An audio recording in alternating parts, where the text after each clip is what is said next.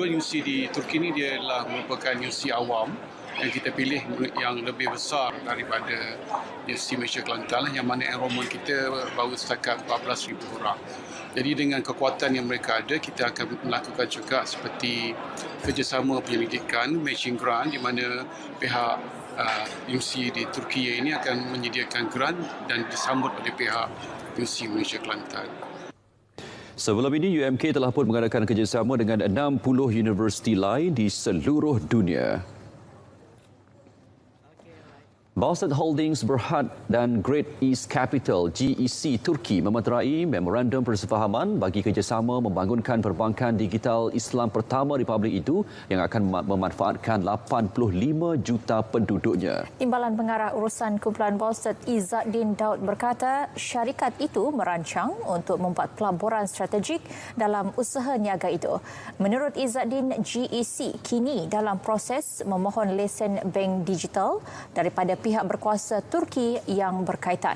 Dengan pengalaman dan kepakaran melalui Afin Islamic Bank, Bausat berharap dapat berkongsi kepakaran dan pengetahuan Malaysia ke Eropah.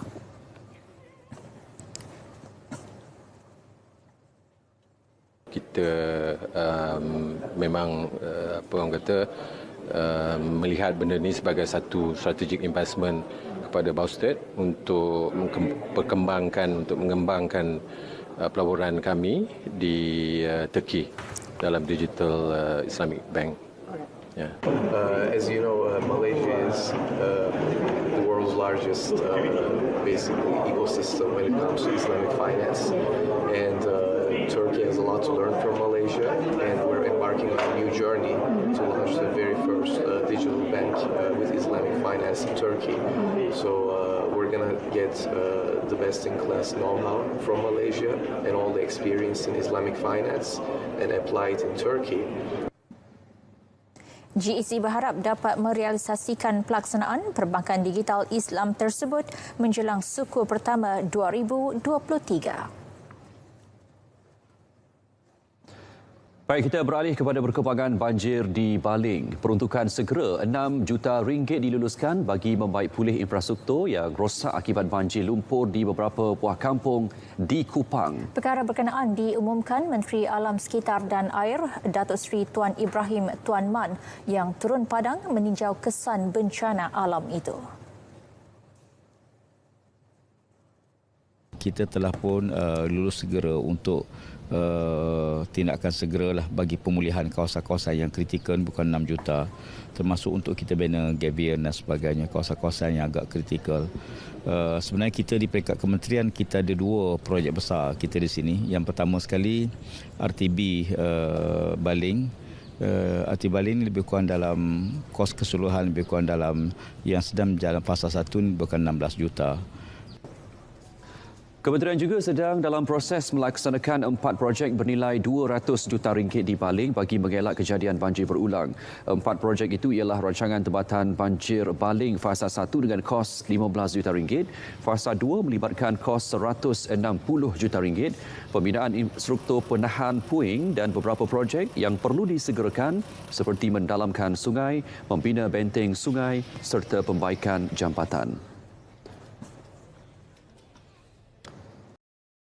Tunggu dan lengah bagi membantu penduduk terjejas banjir dan fenomena kepala air di Kampung Iboi, Baling. Pembinaan jambatan Bailey akan dilaksana segera Angkatan Tentera Malaysia ATM bagi menggantikan jambatan roboh yang menghubungkan Kampung Iboi dan Kampung Masjid Iboi yang roboh dalam tragedi banjir di Baling Isnin lepas.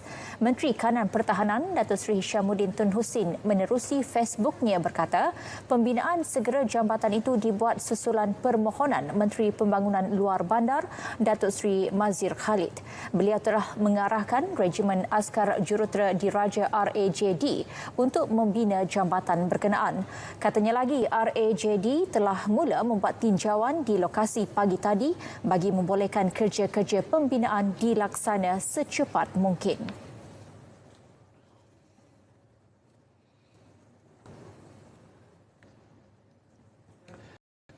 Sementara itu, Perkeso akan menyelaraskan bantuan sekiranya terdapat pekerja yang terlibat dalam kejadian banjir di Kampung Iboi, Kupang. Dan laporannya kita bersama Rashid Jali di Baling. Silakan Rashid.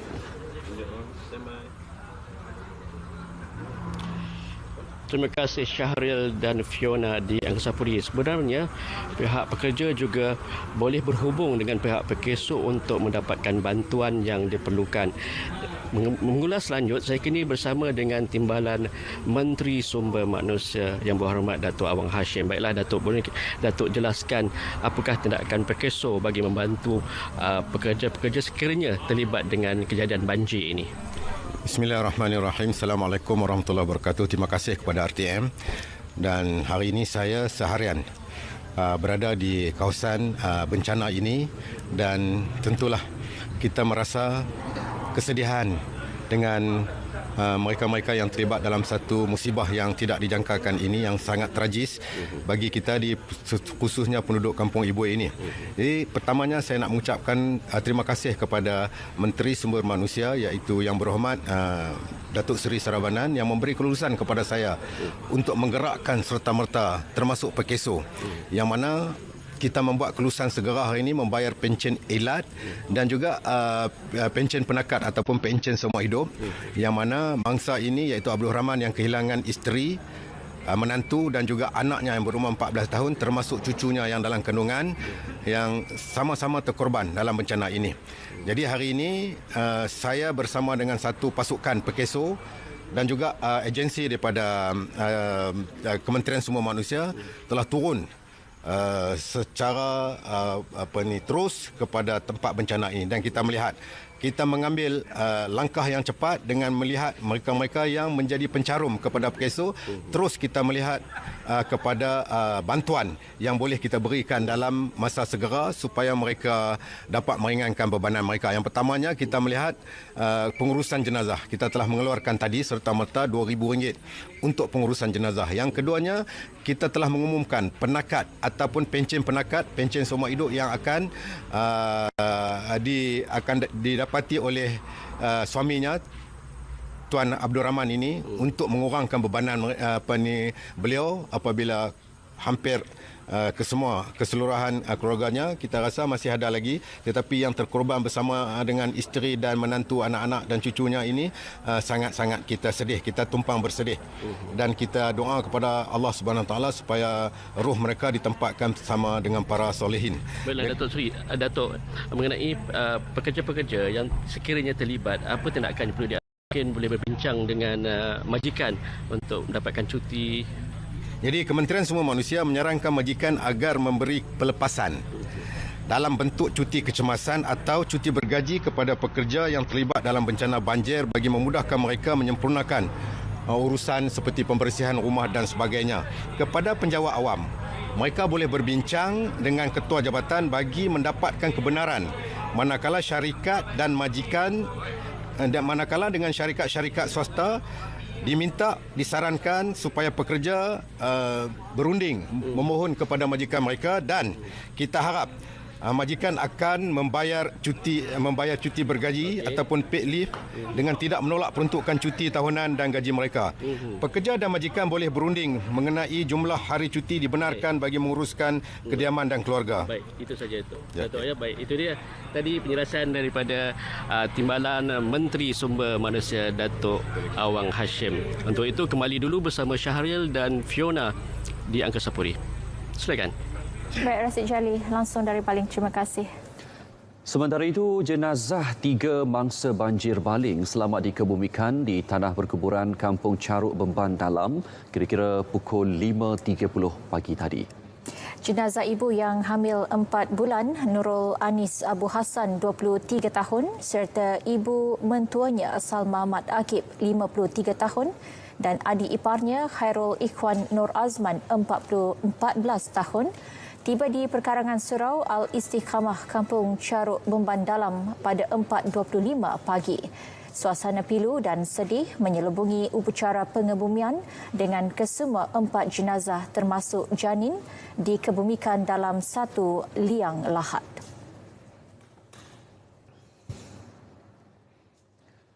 Setiap kementerian perlu mempertingkat komunikasi strategi masing-masing bagi memastikan setiap keputusan strategi kerajaan dapat disampaikan kepada rakyat dengan tepat dan cepat. Ketika menyatakan komitmen itu, Menteri Komunikasi dan Multimedia Tan Sri Anwar Musa berkata, keputusan kabinet itu juga mahu kementerian memperhebatkan penyampaian maklumat.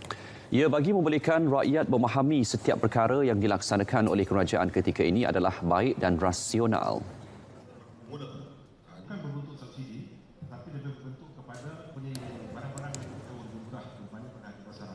Rakyat mahukan lebih banyak maklumat sampai kepada mereka, dan juga beberapa keputusan-keputusan strategik kerajaan yang perlu diperjelaskan dengan baik kepada rakyat, terutama sekali dalam keadaan suasana yang berubah seperti suasana ekonomi yang sedang melanda seluruh dunia yang akan membawa kepada implikasi yang berbagai-bagai, dan ini kita perlu meningkatkan kefahaman rakyat tentang apa yang sedang berlaku dan rasional kepada tindakan-tindakan yang kerajaan lakukan. Beliau berkata demikian pada sidang media sesi libat urus komunikasi strategik YB Menkom bersama pegawai-pegawai kanan kerajaan di Putrajaya.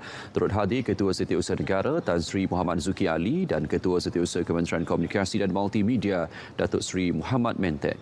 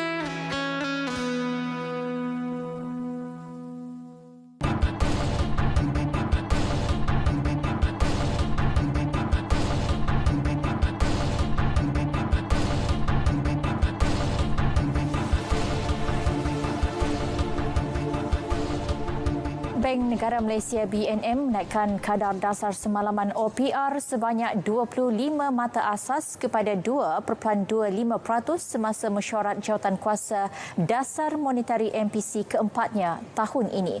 Kadar tertinggi dan terendah koridor bagi OPR turut dinaikkan masing-masing kepada 2.50% dan 2.00%. Berikutan prospek pertumbuhan ekonomi Malaysia yang positif, MPC mengambil keputusan untuk membuat pelarasan selanjutnya terhadap tahap akomodasi monetari. Keputusan ini konsisten dengan pandangan MPC bahawa keadaan yang pertama kali ini berlaku sehingga memerlukan penetapan kadar OPR terendah yang pernah dicatatkan kini semakin reda. Pada kadar OPR semasa, pendirian dasar monetari kekal akomodatif dan menyokong pertumbuhan ekonomi. MPC akan terus menilai keadaan yang berubah-ubah dan kesannya terhadap prospek keseluruhan inflasi dan pertumbuhan dalam negeri. Sebarang pelarasan pada penetapan dasar monetari pada masa hadapan akan dilaksanakan secara terkawal dan beransur-ansur bagi memastikan dasar monetari kekal akomodatif untuk menyokong pertumbuhan ekonomi yang mapan dalam persekitaran harga yang stabil. Baik, sementara itu, Ketua Pegawai Eksekutif Yayasan Pembangunan Polisi dan Hal Ehwal Ekonomi Malaysia PIS, Dr. Zokri Idris berkata kenaikan OPR dilihat mampu menangani kadar inflasi negara. di mana kita melihat bahawa apabila OPR ini dinaikkan, nilai wang dalam tangan ini juga berkurangan kerana kita membayar ansuran yang lebih tinggi, dan apabila nilai wang dalam tangan individu dan pendapatan isi rumah berkurangan, maka kuasa membeli juga berkurangan dan mungkin kita akan dapat menstabilkan kembali harga di pasaran. Namun, beliau tidak menafikan ia memberi kesan kepada pengguna memandangkan OPR dinaikkan seiring dengan kadar inflasi yang belum dapat dikawal. Dan saudara, seperti biasa setiap Rabu, kita ikuti harga runcit petrol dan diesel mingguan berkuat kuasa tengah malam ini hingga 13 Julai.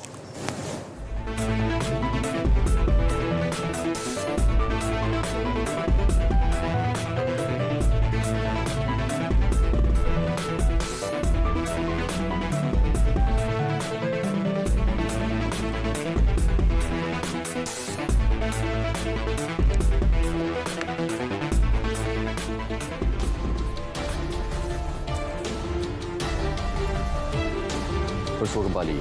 4 hari lagi, umat Islam negara ini bakal menyambut Aidilazha sekaligus menjalankan ibadah korban. Namun bagi mereka yang berhajat melaksanakan ibadah korban bagaimanapun mempunyai kekangan dari masa dan lokasi, sebenarnya boleh lagi berbuat demikian kerana EZ Korban salah satu platform dalam talian yang sesuai walaupun pada saat-saat akhir.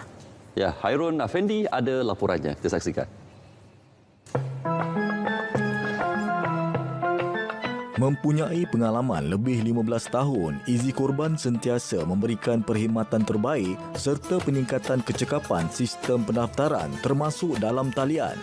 Pegawai Syariah EZ Korban, Ustaz Muhammad Amirul Kamarudin berkata, penyertaan ibadah korban akan dilanjutkan sehingga 9 Julai, manakala korban di luar negara akan dibuka sehingga 11 Julai iaitu pada hari kedua Aidilazha.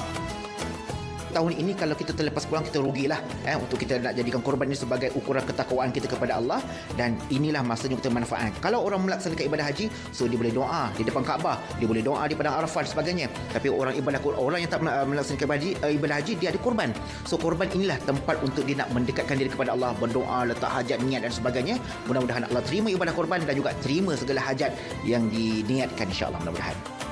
EZ Korban juga telah melebarkan sayapnya di selatan tanah air iaitu di Plaza Angsana Johor Bahru sekaligus memudahkan warga setempat untuk datang terus ke hub baru ini.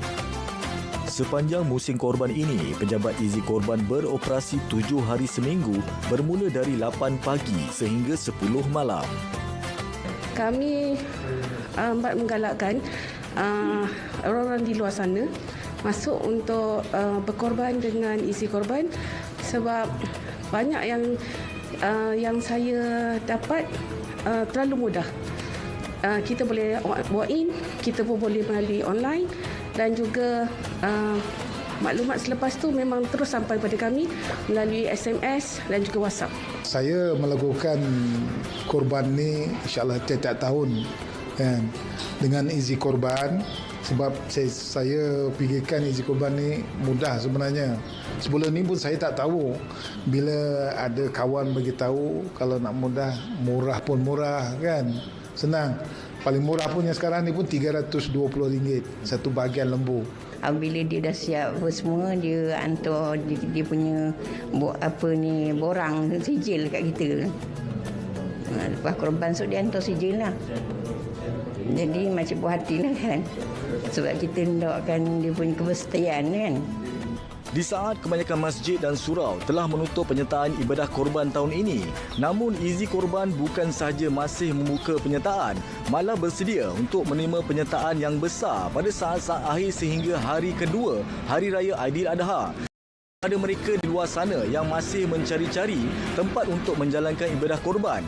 Di EZ Korbanlah tempat yang paling sesuai, mudah dan semestinya tawaran harga yang amat memuaskan. Hairun Afandi untuk RTM.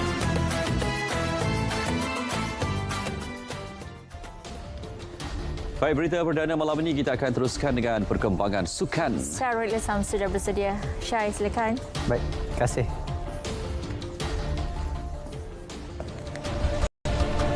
Kejutan Pang Ron Iwei dan Eng Ziong di Masters Malaysia. PSG buat kerja gila.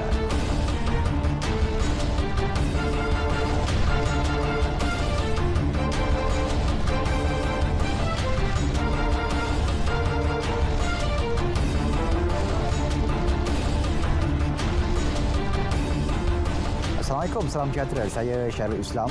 Untuk perkembangan sukan malam ini, kita mulakan dengan Badminton Masters Malaysia. Beberapa pemain negara berjaya memulakan kempen dengan langkah kanan apabila melepasi halangan awal dengan cemerlang.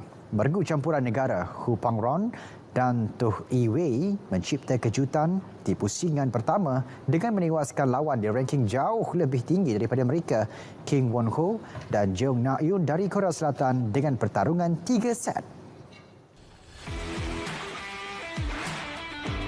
Pang Ron dan Yi Wei bagaimanapun dipaksa bangkit daripada kekalahan set pertama 23-25 dengan memenangi set kedua 21-8 sekaligus mengheret permainan ke set ketiga. Pada set penentuan itu, pasangan ranking ke-154 dunia tersebut berjaya meneruskan momentum cemerlang untuk menjinakkan lawan di ranking ke-71 dunia berkenaan dengan 21-7.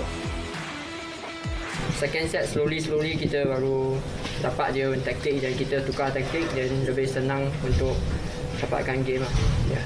Memang saya masuk court, saya tak kisah siapa lah dalam court.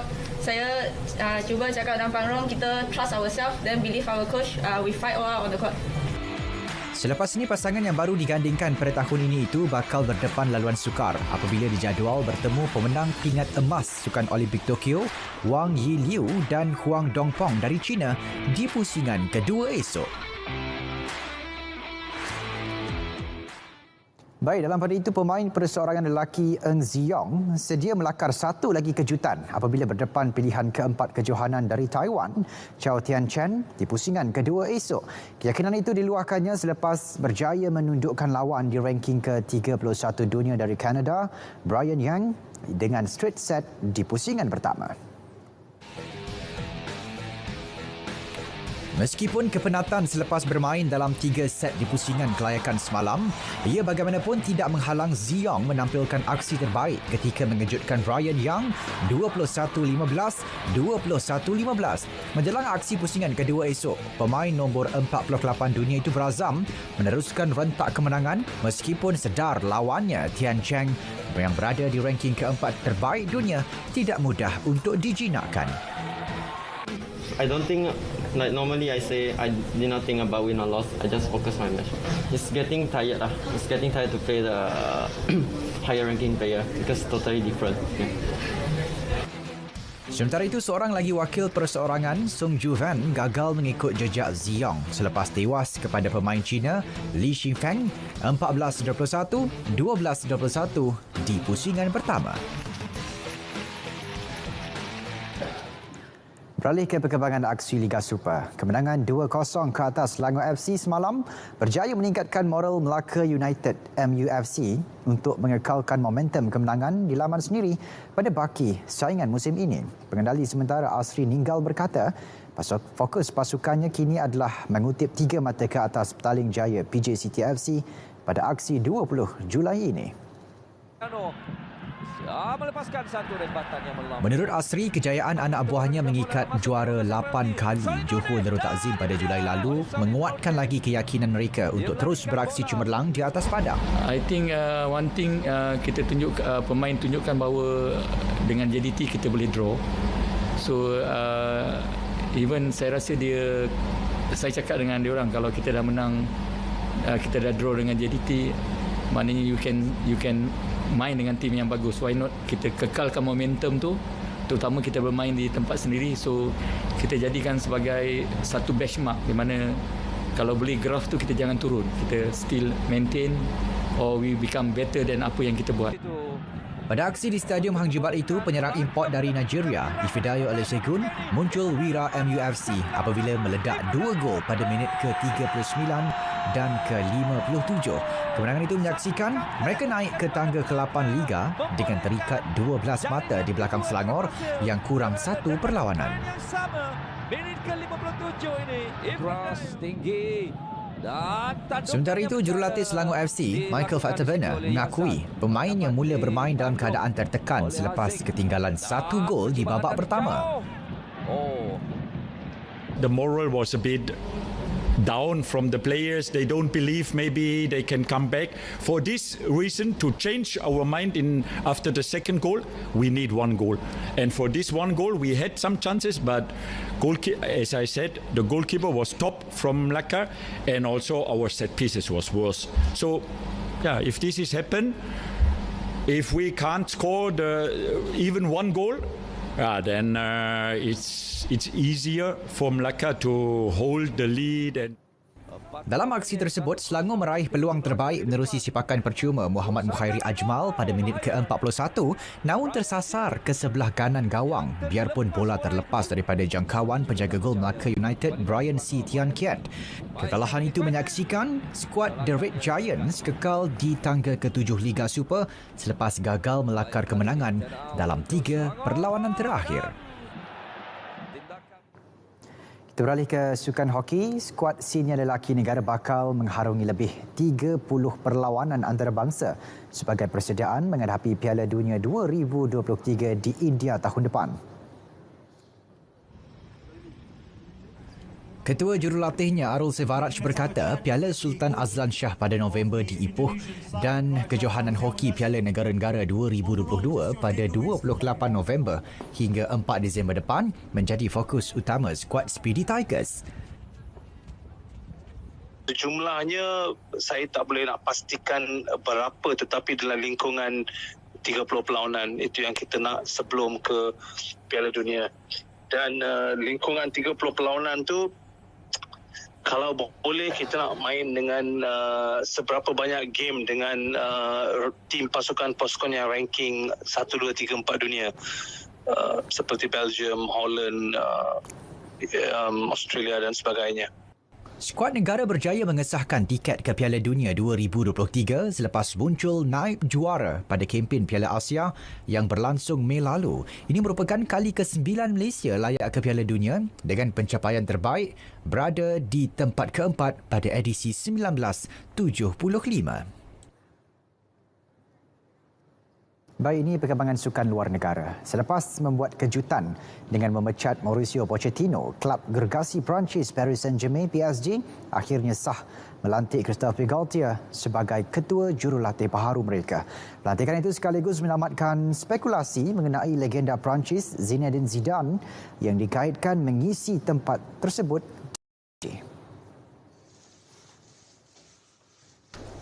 Galtier menyertai PSG dengan kontrak selama 2 tahun selepas meninggalkan Nice bulan lalu. Bersama Nice, Galtier berjaya membantu kelab tersebut muncul naib juara Piala Perancis dan menduduki tempat kelima Ligue 1 musim lalu. Pengendali berusia 55 tahun itu juga menjadi jurulatih kelahiran Perancis yang pertama membimbing PSG selepas Laurent Blanc pada 2013 hingga 2016. Semalam, PSG membuat kejutan apabila memecat Mauricio Pochettino yang masih memiliki baki kontrak selama setahun lagi bersama mereka. Pengendali dari Argentina itu dilantik pada Januari 2021 dan menghadiahkan gelaran juara Liga serta Piala Perancis pada musim lalu. Namun kegagalan dalam kempen Liga Juara-Juara Eropah dilihat menjadi sebab utama kepada pemecatannya. Saudara, paparan itu mengakhiri berita sukan, edisi sukan malam ini. Saya Syarul Islam. Salam hormat dan kita berjumpa lagi.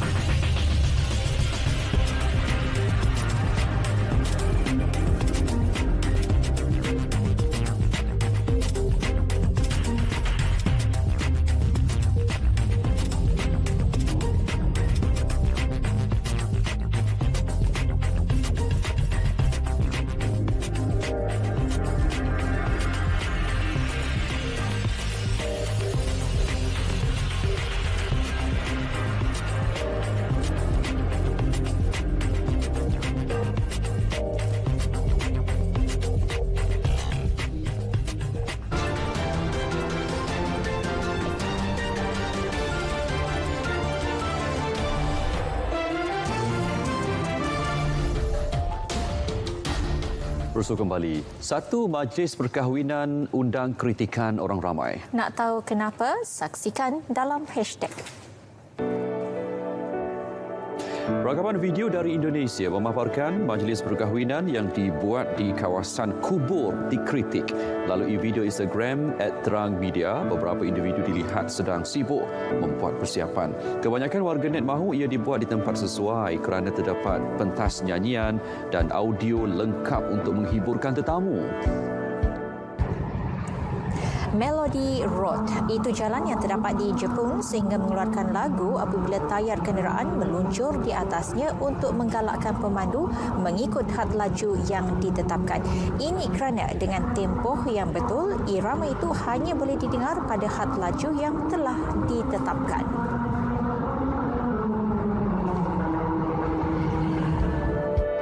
Baik, ini pula di Thailand, seorang lelaki warga emas disangka meninggal dunia selepas dilihat terapung dalam saluran air kotor. Lelaki itu sebenarnya sedang bertafakur. Bagaimanapun dia ditarik keluar dari terusan oleh orang awam dan pemeriksaan kesihatannya juga adalah baik. Baik, berita perdana 6 Julai 2022 berakhir di sini. Jangan lupa program inklusif menyusul selepas ini dan dengan itu Assalamualaikum. Salam keluarga Malaysia.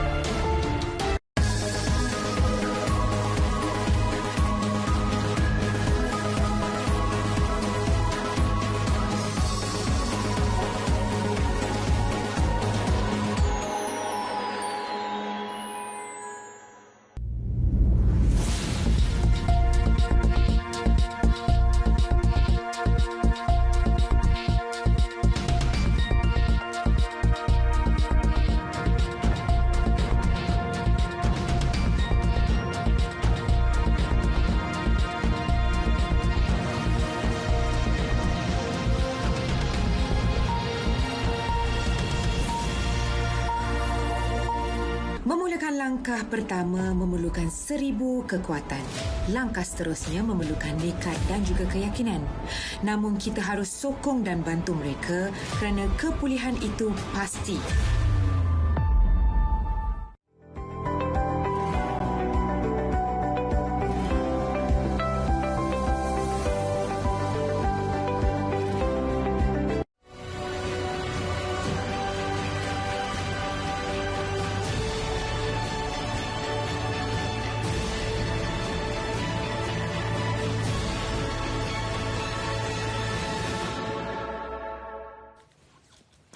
Assalamualaikum, salam hormat. Bersua lagi menerusi inklusif, saya Wan Syarina. Anda sedang menonton siaran TV1. Dan kalau biasanya kita menyentuh tentang sains dan teknologi, mungkin antara wawasannya ialah untuk mensainskan dan menteknologikan rakyat. Tapi kali ini mesti datang dengan visi untuk merakyatkan sains dan teknologi. Ini antara yang disebut oleh Menteri Sains, Teknologi dan Inovasi yang akan meraihkan ulang tahun pertama sebagai menteri pada portfolio itu pada September, dan bersama-sama kita lah Datuk Seri Dr. Adham Baba. Assalamualaikum Datuk Seri. Waalaikumsalam warahmatullahi wabarakatuh. Terima kasih kerana bersama kami hari ini. Baik, mungkin pertama sekali kita ingin mendapatkan pemahaman berkenaan dengan usaha yang Datuk Seri initiate untuk merakyatkan sains dan menginsankan teknologi. Apa yang perlu kita faham tentang itu?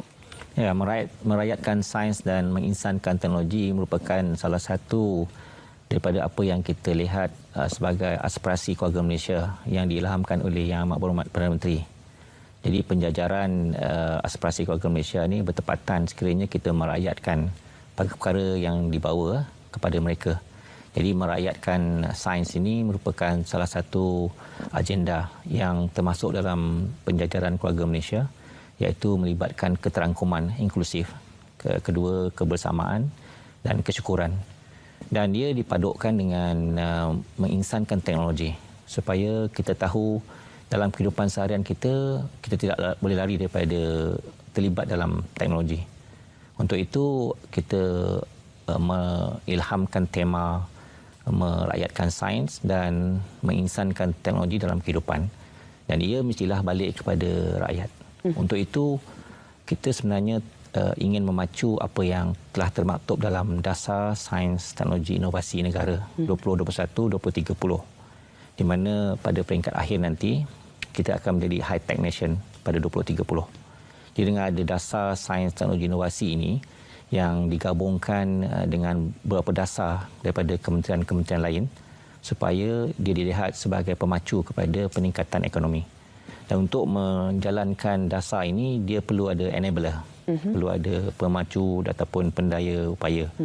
Dan pendaya upaya ini kita laksanakan melalui konsep My STIE 1010, iaitu My Sains Teknologi Inovasi dan Ekonomi 1010.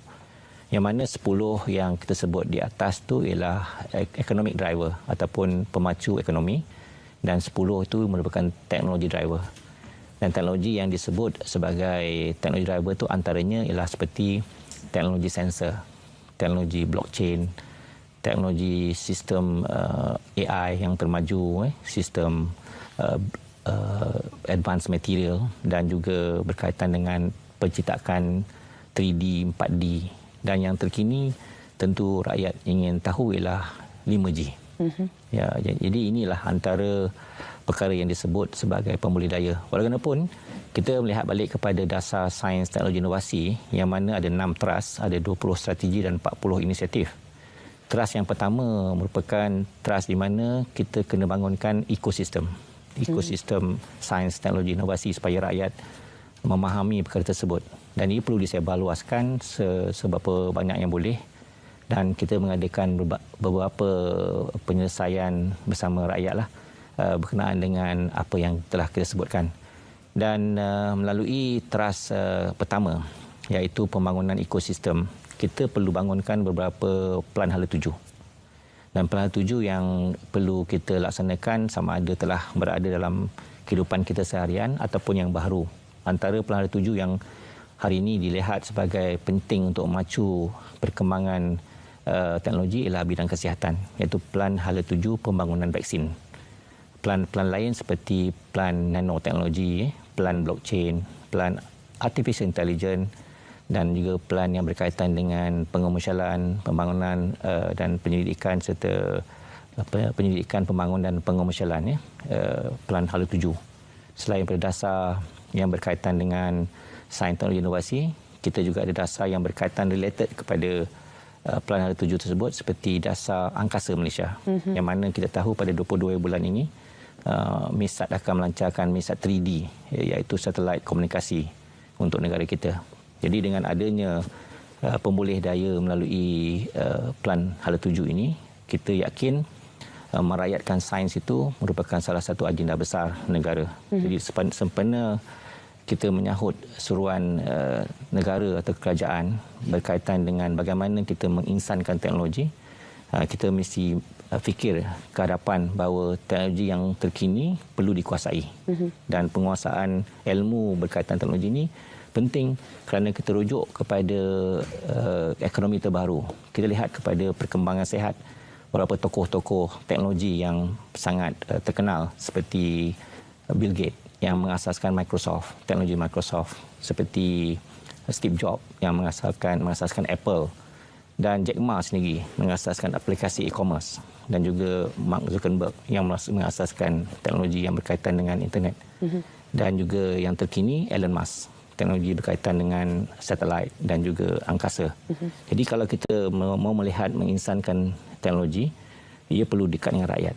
Dan rakyat perlu menguasai teknologi untuk memastikan bahawa bukan sahaja kita dapat mendekatkan sains dengan rakyat, tetapi pembangunan ekonomi tersebut dapat kita laksana sebaik mungkin dalam agenda atau tema menginsankan teknologi ini.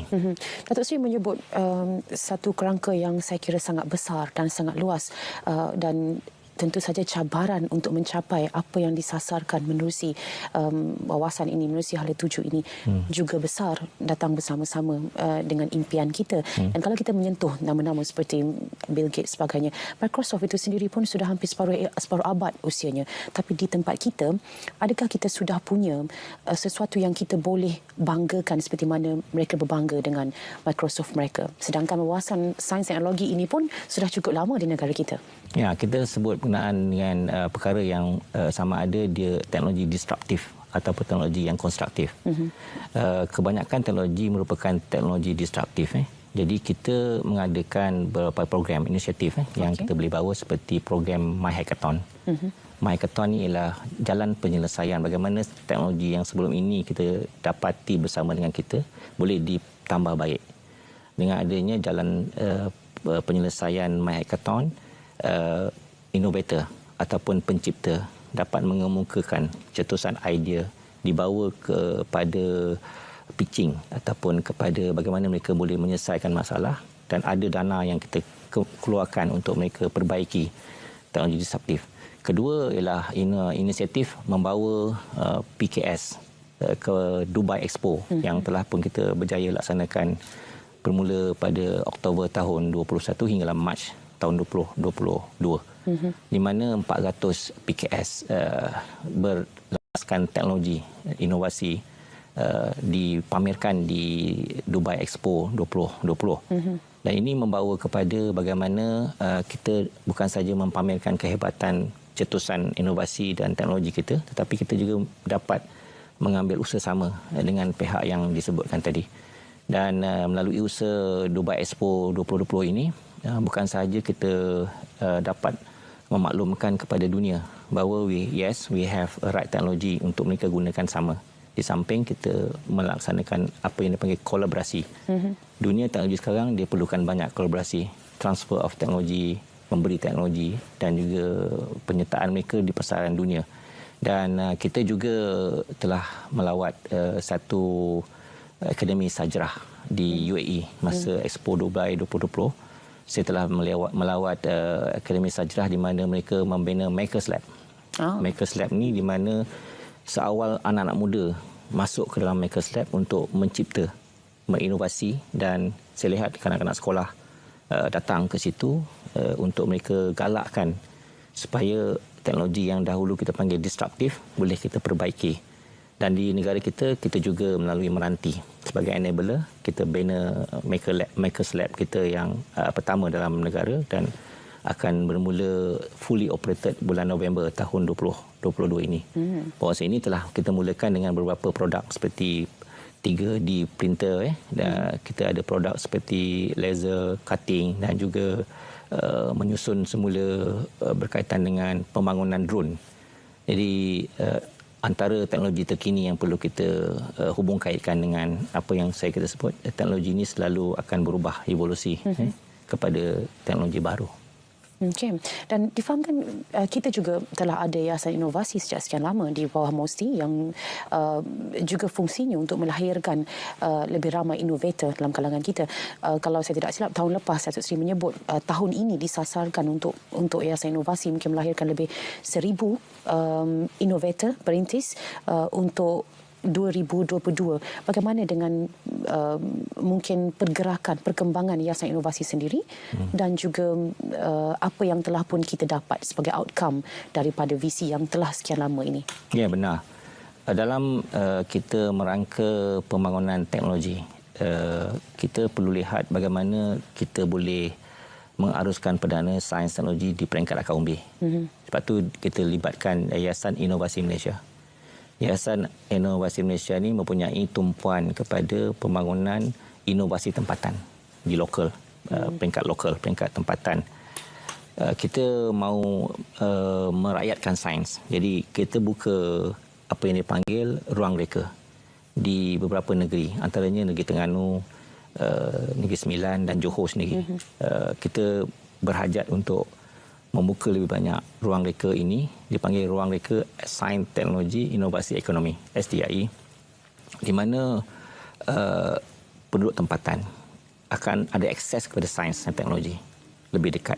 Dan di situlah selama ini apabila mereka mempunyai penciptaan yang tidak pernah dikaitkan dengan sains. Contoh, mereka ada teknologi herba tempatan. Ya, mungkin di peringkat penduduk yang dikatakan sebagai penduduk orang asli. Mereka ada pokok yang dipanggil lemuju. Boleh dikaitkan dengan pembangunan kandis untuk dikaitkan dengan rawatan penyakit batuk. Jadi kita boleh kaitkan sains tu di akar umbi dengan sains dan teknologi di ruang reka tersebut. Melalui ruang reka ini, YIMS akan menggunakan dana yang membantu mereka kalau mereka berjaya mengemukakan proof of concept dalam pembangunan inovasi mereka. Kita boleh mengeluarkan sehingga RM300,000 untuk membangunkan produk-produk. Dan produk ini boleh kita jadikan sebagai asas kepada pembesaran teknologi ke arah pengomersialan. Inilah cara kita mendekatkan sains dengan peringkat akar umbi dengan membangunkan ruang reka STIA di beberapa kawasan. Dan seperti mana kita berhajat, kita ingin membuka lebih banyak ruang reka STIA di beberapa negeri lain dalam masa yang terdekat, dan insya-Allah kita dapat mencari pencetus idea, pencipta di peringkat akar umbi, terutama sekali menyelesaikan masalah mereka yang berada di bawah B40 dan juga mereka yang berada di akar umbi sendiri. Tak kiralah mereka pelajar ke pakcik-makcik ke ataupun mereka yang ada pengalaman dalam sains, tetapi tak dapat akses kepada macam mana kita boleh naikkan nilai satu produk tersebut. Mungkin ini yang boleh kita samakan sebagai melentur bulu dari rebung. Rebung itu di peringkat akar umbi. Cuma cabarannya ialah engagement dengan mereka, kerana kadang-kadang kita melentur masa mereka rebung, tapi bila mereka dah jadi buluh, kita biarkan mereka pergi melulu ke mana-mana dan setengah-setengahnya hilang terus dari radar, kerana kita jarang mendengar inovator-inovator Malaysia mencipta sesuatu yang membanggakan di peringkat antarabangsa dan kemudiannya dikomersialkan dengan jayanya. Adakah kementerian berdepan dengan cabaran juga pada peringkat pengkomersialan ini dan dengan kerjasama mungkin institusi swasta yang sepatutnya boleh membantu? Ya, kita selalu melihat bagaimana kita cuba menghalang Valley of Death. Dalam satu inovasi tersebut ada peringkat permulaan. Level teknologi mana yang mereka perlu diketengahkan. Dan sebelum mereka pergi ke pengomersialan, mereka akan sedaya upaya untuk dibangunkan supaya kos-kos untuk mereka didanakan ataupun kos-kos untuk pendidikan atau bimbingan terhadap penambahbaikan inovasi mereka itu dapat dikomersialkan. Jadi usaha kita tidak terhenti di peringkat kerajaan saja, tetapi kita kerjasama collaboratively dengan researcher. Kita ada program nama RISE, iaitu Researcher Industry Scientific Exchange, di mana kerajaan berhajat supaya dulu kalau melihat kepada fundamental research, hari ini kita kena banyakkan berkaitan dengan experimental research. Dan experimental research ni tentu sekali melibatkan researcher. Researcher ini datang daripada pusat pendidikan tinggi, daripada agensi yang sedia ada, dan juga mereka yang dalam industri swasta. Dan bila kita telah kaitkan mereka ini, collaborative effort mesti ada. Kita panggil triple helix ke quadruple helix, iaitu mesti ada kerajaan, mesti ada entrepreneur, mesti ada funder, dan mesti ada yang dipanggil akademia.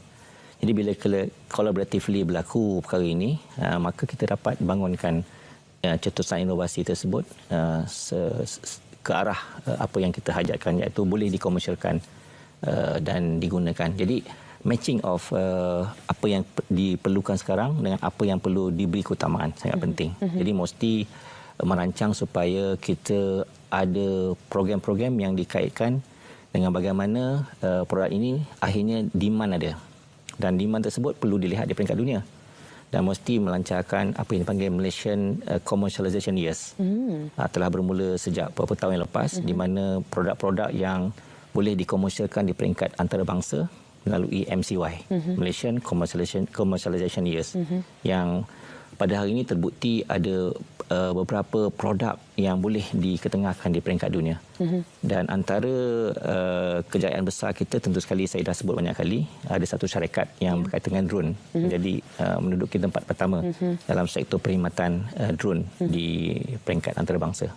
Dan kita mengharap untuk mendengar lebih banyak lagi nama-nama jenama dari Malaysia yang boleh orang kata mengaum di peringkat antarabangsa. Terima kasih Datuk Seri kerana bersama-sama kami untuk slot pertama inklusif waktu ini, dan kabarnya akan ada banyak lagi yang boleh kita kongsikan, terutamanya berkenaan dengan krisis makanan yang dihadapi dunia, yang bagaimana sains, teknologi dan inovasi di negara kita boleh juga membantu. Terima kasih untuk anda juga yang menonton Inklusif. Jumpa lagi pada lain masa. Teruskan bersama-sama kami di TV1.